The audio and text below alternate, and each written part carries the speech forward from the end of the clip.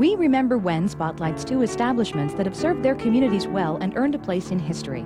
This special program focuses on Kingsmill's department store of London, Ontario, still in business after 130 years, and Griswold Manufacturing Company of Erie. With archival photos and local interviews, We Remember When examines the effect that the Griswold name has had on the antique business while documenting the tragic yet triumphant legacy of Kingsmill's department store. So sit back, relax, and take a stroll back in time with us when we remember when.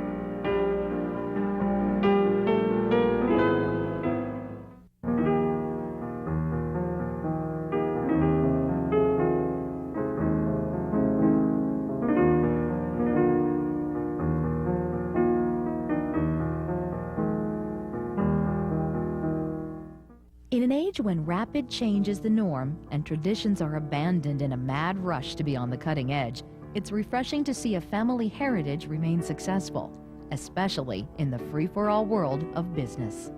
Kingsmill's department store of London, Ontario has become synonymous with quality products and outstanding.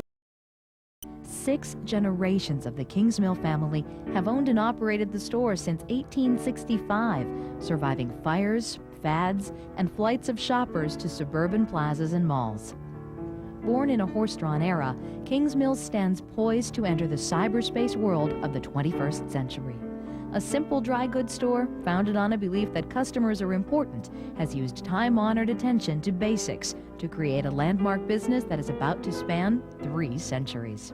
My great-grandfather came from Ireland. He came to the States originally. The Civil War was just unattractive in New York where he landed.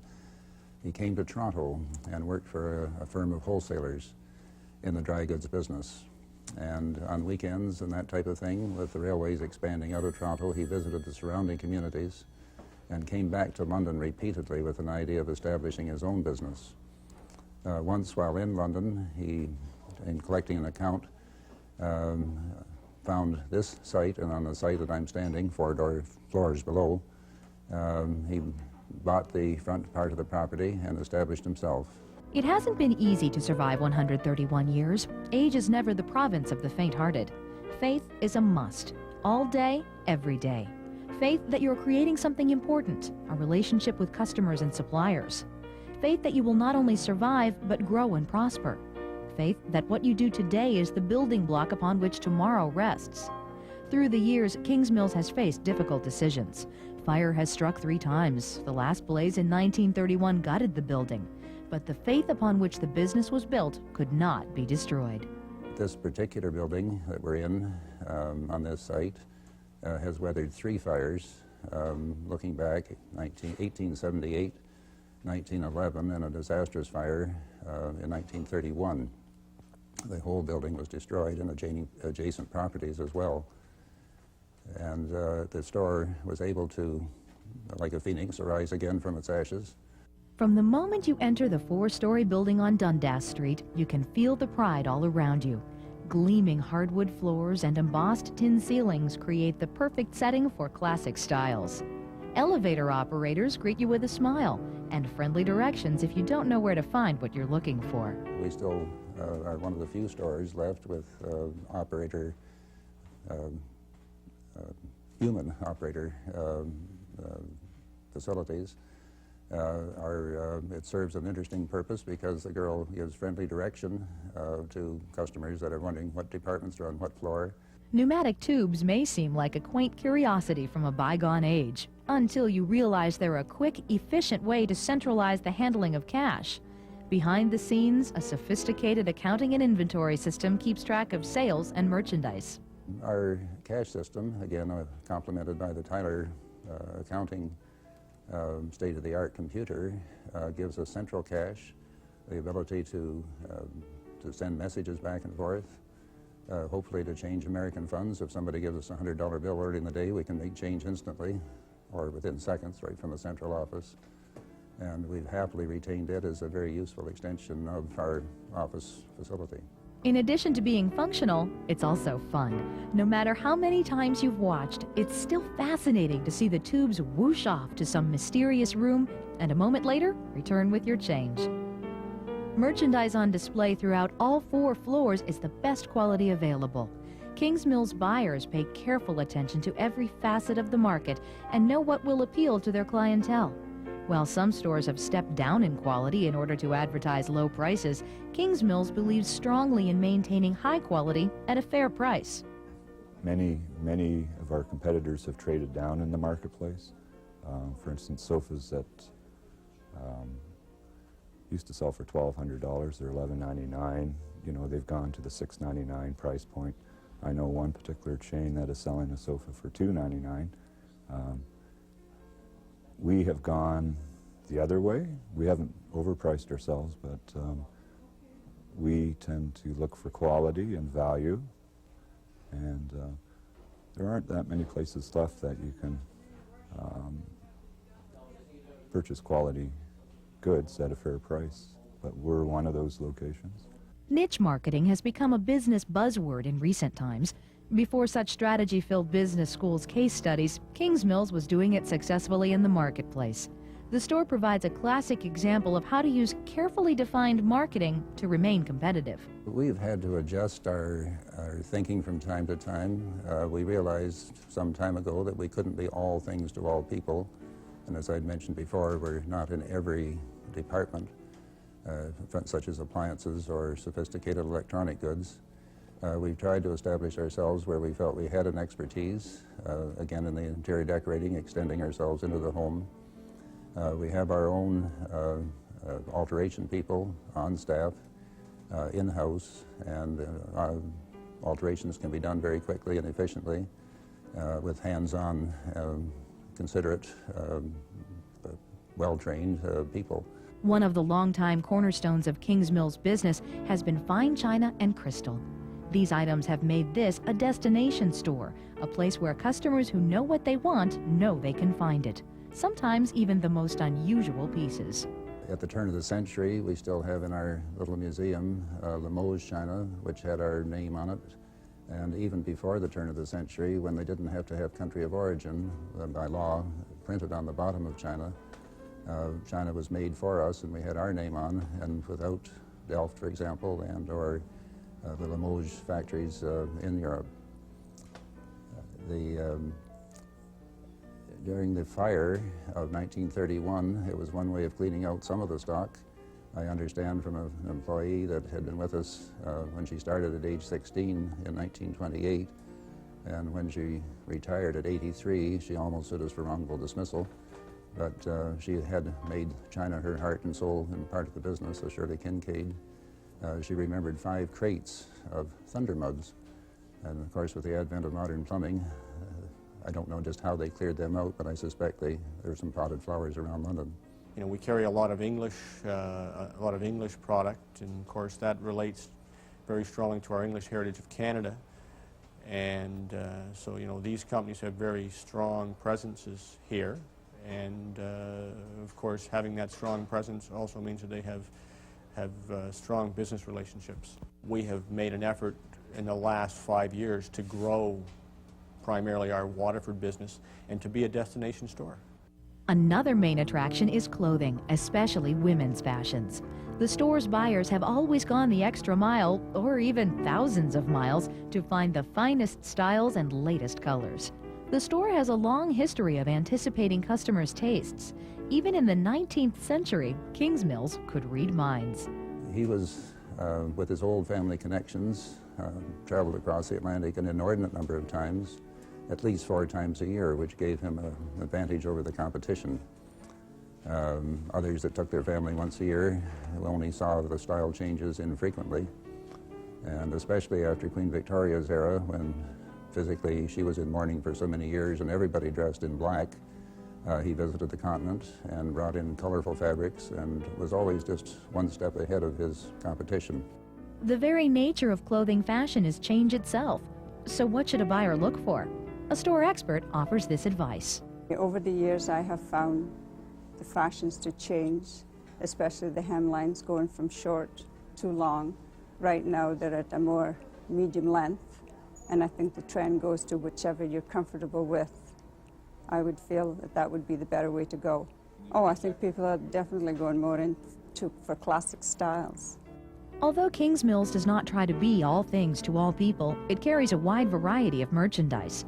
Other departments include home furnishings, floor coverings, giftware, Canadian souvenirs, cosmetics, cards, luggage, needlework, fabrics, linens, and bedding. The store offers free interior design service from paint to draperies to furnishings. In addition to working with individual customers, the staff offers complete design advice to builders and developers.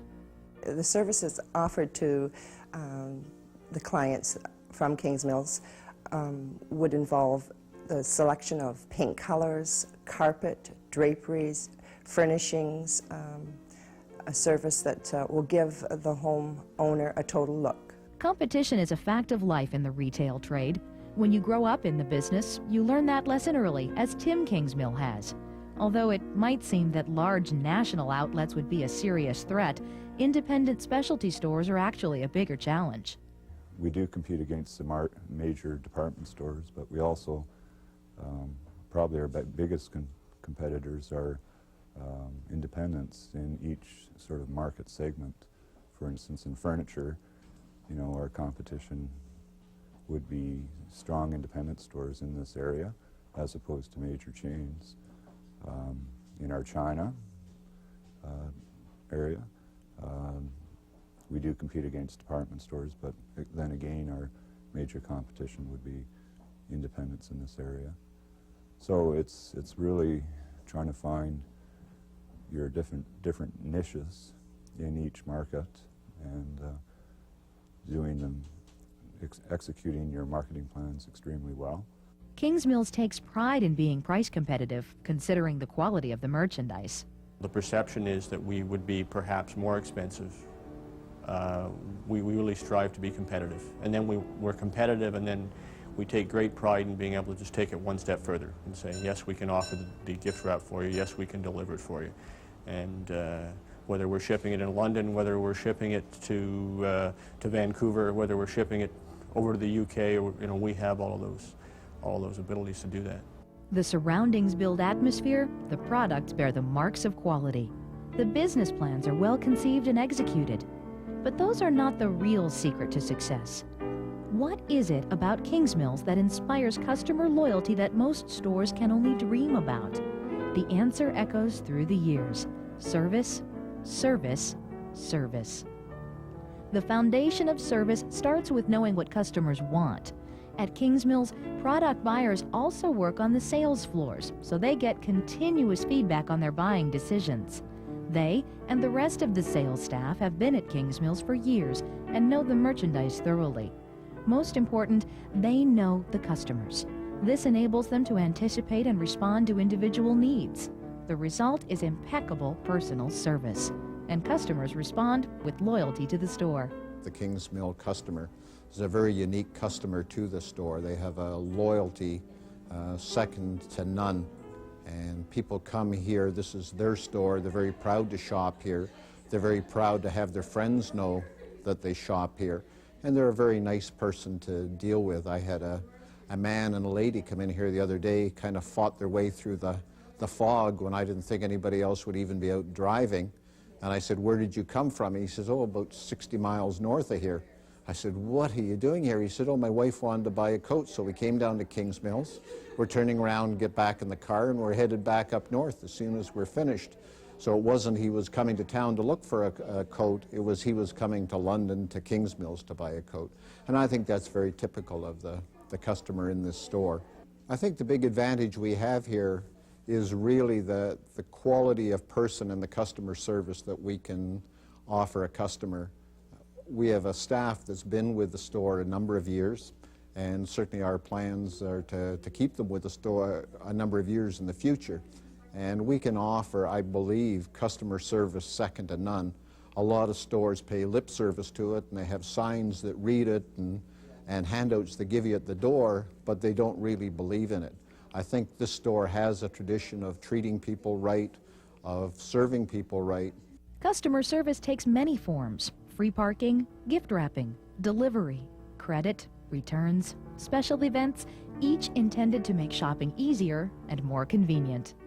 One of the ways that Kingsmill sets themselves apart from, say some of the larger department stores is that we have some very special in-store events, whether they be fashion workshops, seminars, furniture seminars, Christmas shopping party evening, events that our customers really are familiar and identify with being Kingsmills and look forward to attending. Our bridal registry has grown over the last number of years. The department stores have gone to a computerized approach, which basically you go in and you punch a machine, and it's great. It looks very efficient because it lists out, those preferences and prints it for you, but then it's up to you to go and source that gift yourself. So as much as we would like to computerize our registry, that's a goal of ours. We take pride in when someone coming in to select a gift that we can actually, personally help them select that gift. We have huge parking facilities out the back where people can come and shop, park their car, we pay parking with a purchase, and they don't have to go into underground parking lots and come on streetcars or whatever. You can bring a car down here, park out the back, have your parking paid, and I can see nothing but future growth for this store. No matter who you talk to, the topic always comes back to service. How many stores do you know where customers know sales clerks personally and ask for them by name? Customers keep coming back year after year because they know the merchandise is top quality, and most of all, they know they'll receive friendly service from a staff who knows the products and knows the customers as well. We like shopping at Kingsmills for the quality and the service, their follow-up on anything you want. It's just a great place to shop. We've been shopping here for over 30 years. My wife and my family and my kids have bought here, and we've been very satisfied with the service and the quality of the merchandise. It's just absolutely wonderful. For a business with such strong roots in the past, Kingsmills prefers to look forward. What does the future hold? Two areas that certainly will not change are quality products and personal service. Outside that framework, though, Kingsmills is ready to adapt to the times. Our feeling is the long-term future of the store is through the fashion area. The customer or the clientele of the store is very much a fashion shopper, but we want to get a younger, career-oriented customer in the store, and we feel if we can get that loyalty, then in the future that customer will shop in the china, the furniture, and the main floor areas as well. We enjoy the benefit of noon hour from the adjacent office towers. And again, geographically, I would hope that you can see some of the buildings that have been put up in London, housing head offices of some of the national companies. A recent addition was a main office facility for the RCMP, which brings in completely new people to London on a rotating basis. And they certainly are valued customers and have established themselves, and I would only hope that many of them would stay longer. Proximity to the courthouse, registry office, and the main business, again, the head office of the London Life Insurance Company and others that have built good office towers substantially and hopefully continue to be well filled, will give us a downtown slant at the shopping center, possibly on nights and Sundays. We'll be able to capitalize on the noon hour business as well. Continuing refinement of our merchandising strategies. We've had to examine we're very dominant in the China field, carrying a heavy inventory. And fashions, I would think, continuing to look at a slightly younger market from time to time. Name brands like Jones of New York and Peter Nygaard, and as new and other designers are becoming popular, we're the first to seek them out and to promote them in our fashion floor.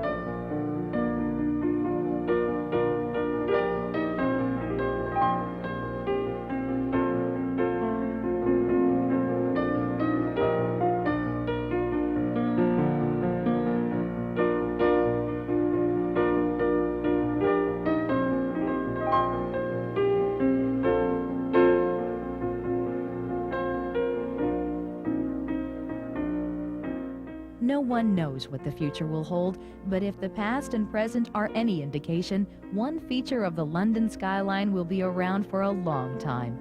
Kingsmill intends to continue being a good citizen, neighbor, and friend of the community, 131 years and still counting.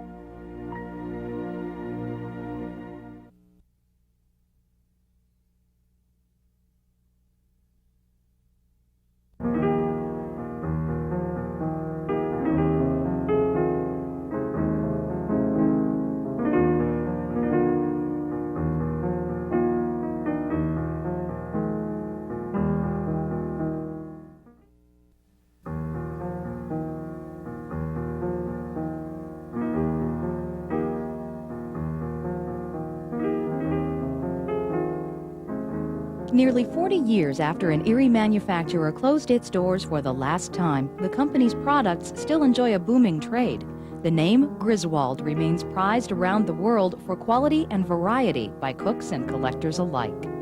Griswold Manufacturing Company was a leader in the field of cast iron cookware and a pioneer in aluminum. For most of its 92 years, Griswold set the standard for other manufacturers to follow. Griswold Manufacturing Company was esteemed throughout the world for their fine cookware, and they literally transported their goods all over the world. As a result of their excellence in manufacture, they received an award at the World's Fair for, actually 5 awards at the World's Fair for their merchandise. The business started in Erie in 1865 as the Selden and Griswold Manufacturing Company.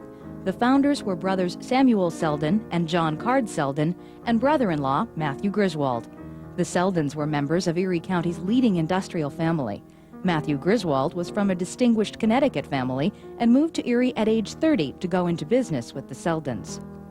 The origins of the Griswold Manufacturing Company in Erie go back to 1865 when my grandfather, Matthew Griswold Sr., came to Erie. I suspect the fact that his older sister had married one of the Selden family had something to do with this, because he lured the Seldens into this with some capital, and together they started a company known as the Selden and Griswold Manufacturing Company, which was on West 10th Street between Chestnut and Walnut on the north side.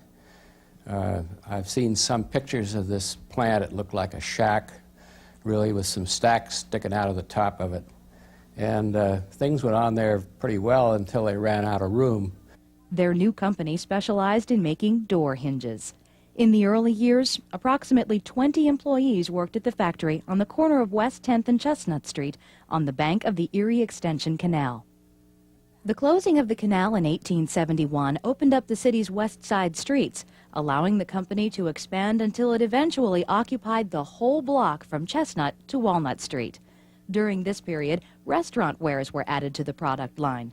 Large waffle irons, kettles, Dutch ovens, roasters, and gridirons quickly became a major business. The company also patented a cuspidor, or spittoon, on casters. The Griswold spittoon, or cuspidor, was patented in 1884.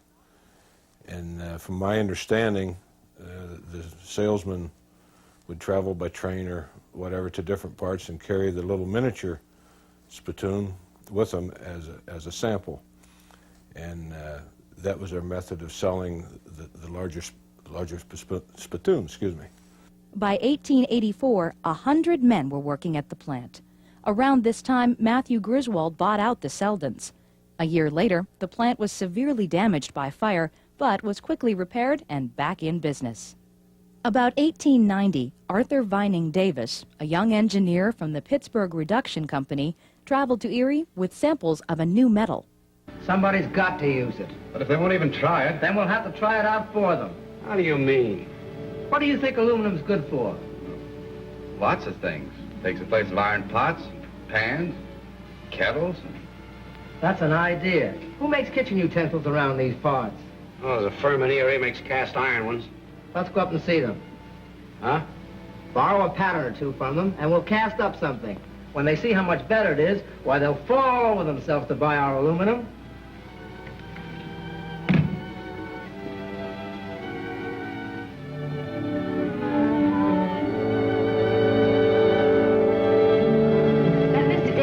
before the office opened this morning, Mr. Griswold. What, Mr. Davis? From Pittsburgh. He's been here before. Oh, yes, the aluminum chap. I loaned him one of our molders. Send him in, Miss Moses. He isn't here right now. He went across for some breakfast, but he left these on the desk. Said he'd be back. Well, I'll be jiggered. He did make them. Aluminum tea kettles. Since Pittsburgh Reduction Company was the only business at that time with smelting facilities for aluminum, Griswold agreed to send a molder to Pittsburgh with a mold for a tea kettle. The result of the cooperation between the two companies was the world's first aluminum cooking utensil. Mr. Davis is here. Hello, Mr. Griswold. I came as soon as I got your word. Don't tell me that you're all out of kettles again. More than that. Listen, Davis, you fellows don't want to monkey with the manufacturing end. Suppose I just buy the raw material from you and make my own aluminum ware. Must be my ears. Honestly, sounds just like you said you wanted to make your own aluminum ware. I know that's what you tried to sell me in the beginning, but I wanted to make sure that all the bugs were out of it. And I'd rather you'd be the exterminator than me. I see. All right. How much is it going to cost me now? Not 1 cent more than in the first place. The only thing is, we've got a new plant now, going full blast, trying to keep up with the orders. It's too late for us to quit now. What we will do, we'll be glad to sell you the aluminum in ingots. We'll even help you get started, any way we can. After all, there's enough business for all of us. Fair enough. The long-term result of the cooperation between the two companies was enormous. Griswold had become respected as the maker of the finest cast iron ware. Now it became a pioneer in the casting of aluminum. Its partner grew to become Alcoa. Along with business success, Matthew Griswold was finding success in another arena as well. In 1890, he was elected to Congress and served 2 terms representing the Erie District. Business continued to grow, and the company needed to expand even more. In 1903, it moved to the former Shaw Piano Company plant on the corner of West 12th and Raspberry. Within a few years, it had taken over the whole block, from Raspberry to Cascade and from 12th Street south to the railroad tracks. At that point, things really took off, and they built a huge foundry up there, and the business really came to life at that period. The bustling 1920s saw new interest in kitchen design, products, and cooking. About this time, Griswold's secretary, Etta Moses, was given additional duties. She became Aunt Ellen to millions of housewives who were sold on her advice about cooking tasty recipes with cast iron and aluminum. She became so well known that stacks of mail came to her desk every day, asking for hints and advice. The Aunt Ellen booklet on waterless cooking was published in 1928 and remained on the market for many years. Her recipes and instructions were enclosed in boxes with many of the company's utensils. As transportation improved in the 20s, salesmen took the line nationwide. From Erie, busy routes were set up to Maine, Florida, Washington, and California. A West Coast distributor purchased full freight cars of Griswold products and shipped them overseas. They had 2 stalls of 17 molders on each side. Everybody be making molds with the sun above your head, and then molds would go around, and they'd have guys on a skid pouring the iron. They'd go around, cool off, and people would dump it up, and all day long they'd go like that. They'd be making more than, well, I used to make over 200 molds a day or something like that. And we'd have 34 molders, so you had a lot of castings every day. Something like 6,000 castings a day. But trouble was looming on several fronts. In the summer of 1937, a labor strike dragged on for weeks when the company refused to recognize the CIO union. City officials and police became involved as negotiations intensified. This was the first time in Erie's industrial history that labor made itself seriously felt in its demand for better working conditions and higher wages. When I started to work there, we were making 25 cents an hour. I used to be what they call a bull label operator. I used to put roll the molten metal in the mold and then take it up to the ones who were pouring the molds. That was a hot job too, because all that heat on your face, you know, you got 2300 degrees of iron, then it's hot. During World War II, the company continued to produce cookware, but without chromium and nickel finishes, which had become popular before the war. During the war, I should say during the two wars that I remember, World War I, the company was very active in supporting the war effort. And in fact, in World War I, they cast iron shells, one of which I remember was in our garage when we lived in town, approximately 5 inches in diameter and 12 or 14 inches long with a sharp point on it. And these were made in great quantity for World War I. And later in World War II, they did all kinds of aluminum casting work, which was a diversion from the aluminum cooking business that they were in. And these things were used in airplanes and various other war machines that were needed. At the end of the World War, the company faced its own internal battle, a struggle which eventually forced Griswold to close its doors forever.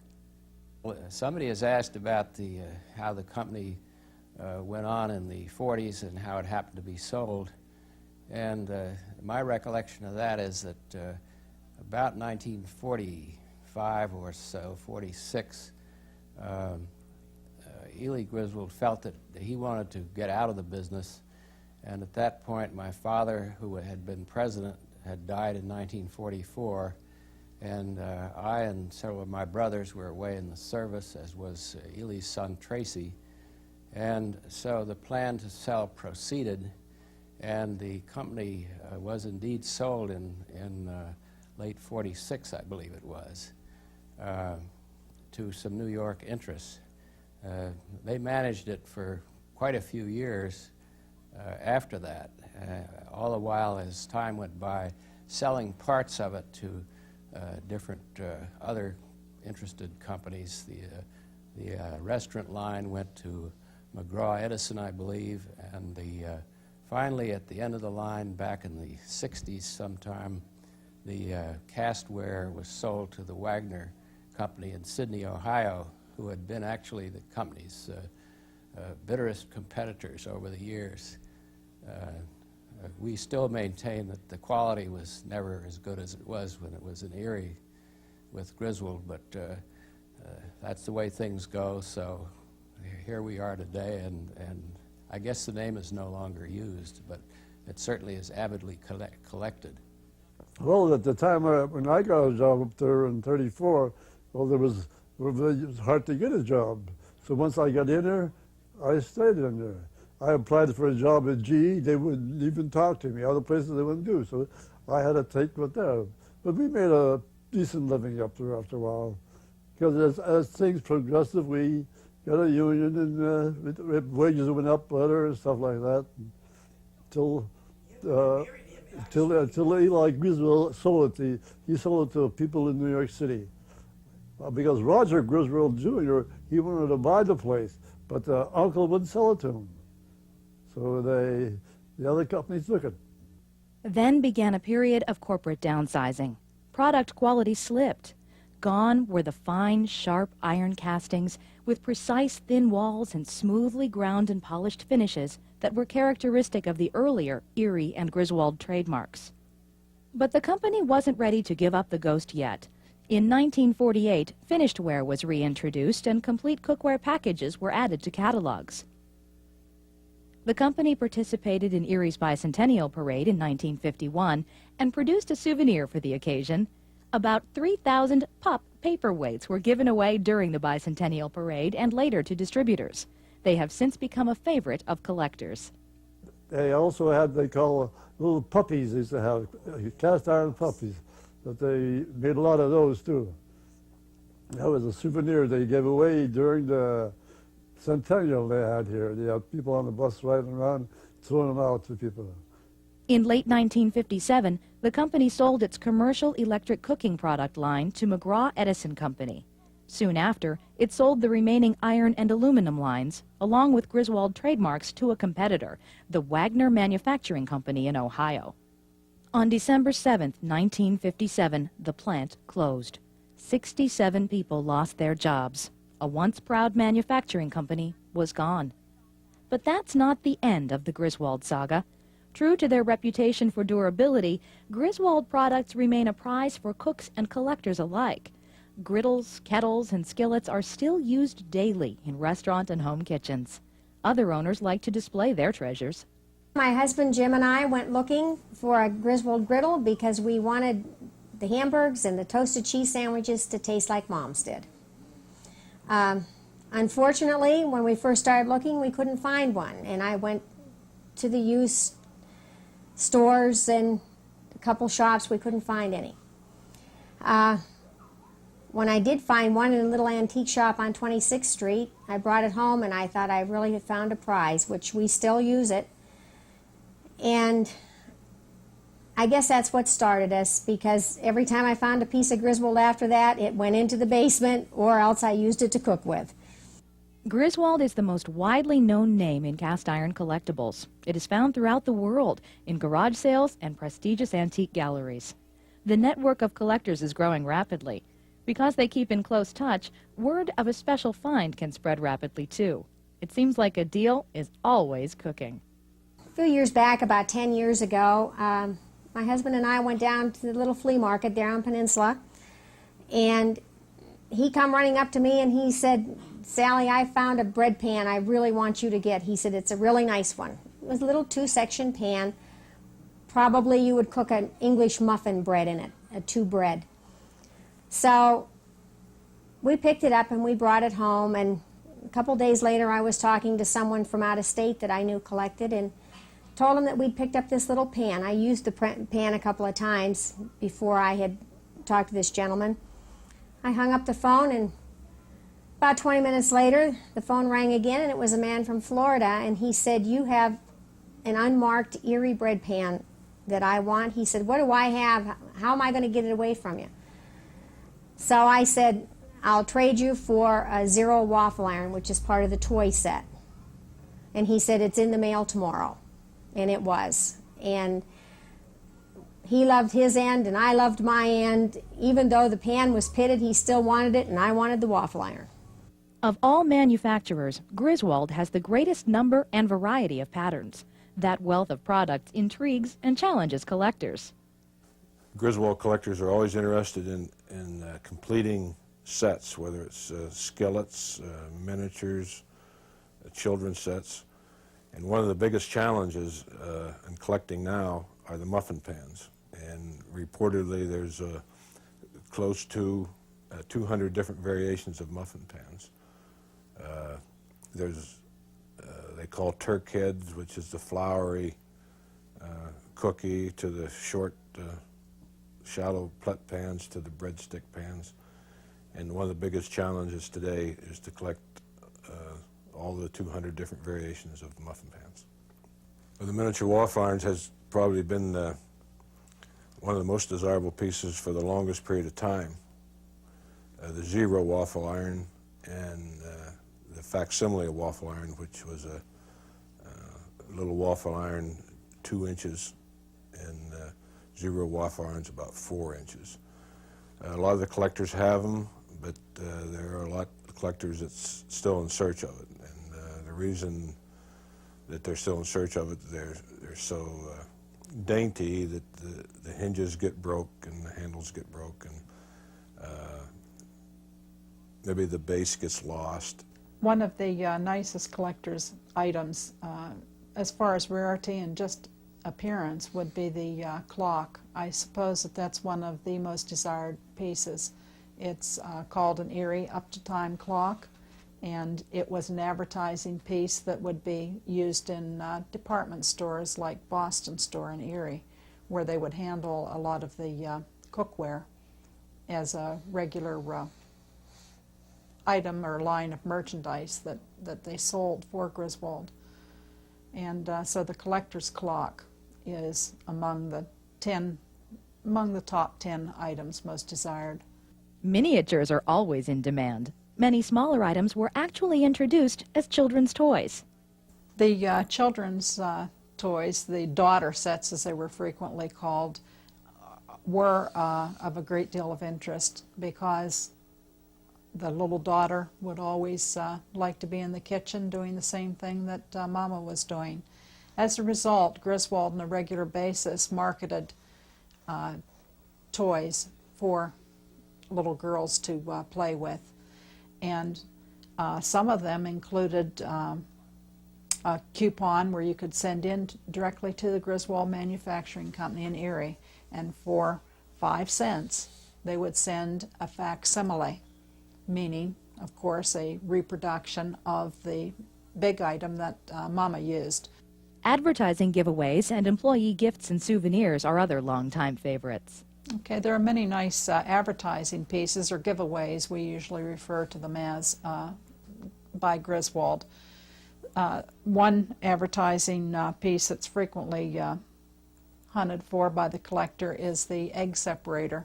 And I know I've turned over hundreds and hundreds of egg separators to find one with a Griswold advertisement on it. It was cast right into the little egg separator, and it's a nice find. When collectors aren't collecting, they like to talk to other collectors. Clubs and conventions have become extremely popular. In 1992, Sally Swanson, Sue and Larry Fox from Carlisle, who were formerly from Erie, who collect Griswold, and I sat at Sally's house and said, we have to do something. We have to try to draw these people together that we know collect cast iron and see what we could do. And we put a small ad in Antique Trader. We drew 105 people that day, and today I am the secretary of the Griswold and Cast Iron Cookware Association. We have 925 members, and it's nationwide. Because of Erie's significance in the company's history, as well as the city's growing reputation as a fun destination, Erie has become a favorite gathering site for Griswold collectors. Organizers of the national convention plan to return here every other year. Because of collecting Griswold, and I suppose it's true for just anything that a person's interested in collecting, we have made a lot of really good friends through networking. The Griswold that started as just a bypassing interest to us has really become a passion, and now we are so proud to have friends all over the United States with similar collecting interest that we have. The Griswold manufacturing reputation thrives long after the company's demise. As decorations, as investments, or as practical kitchenware, you can be sure that the Griswold name will be around for a long time to come. Erie people should be really proud of this. It's a manufacturing company that went out of business in 1957, was sold out. They stopped producing Griswold, the name Griswold, in 1972, that General Housewares owned. But this is our Erie history, and I'm just very proud of being part of it.